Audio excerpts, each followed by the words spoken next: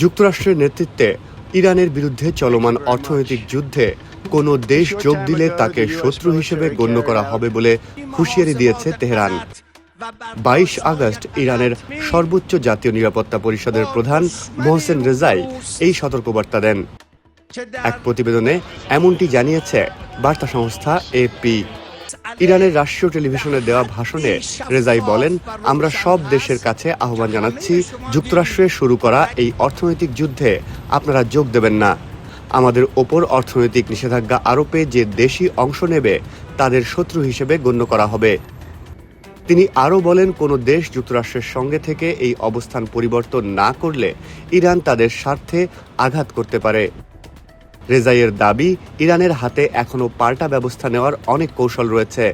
এদিকে ইরানের অর্থনীতিকে আন্তর্জাতিকভাবে বিচ্ছিন্ন করতে মিত্র দেশগুলোকেও যুক্তরাষ্ট্রের উদ্যোগে যোগ দেওয়ার আহ্বান জানিয়েছে ওয়াশিংটন। এমনকি ইরানের ঘনিষ্ঠ বাণিজ্যিক অংশীদার চীনকেও এই উদ্যোগে যুক্ত হওয়ার আহ্বান জানানো হয়েছে। তবে চীন যুক্তরাষ্ট্রের নিষেধাজ্ঞার সমালোচনা করে বলেছে, এমন পদক্ষেপ মধ্যপ্রাচ্যের চলমান সংকটের কোনো সমাধান করবে না। অন্যদিকে ইরানের অন্যতম বড় ব্যবসায়িক অংশীদার সংযুক্ত আরব আমিরাত জানিয়েছে, পরবর্তী নির্দেশ না দেওয়া পর্যন্ত ইরানের সঙ্গে সব ধরনের ব্যবসা ও লেনদেন বন্ধ রাখবে।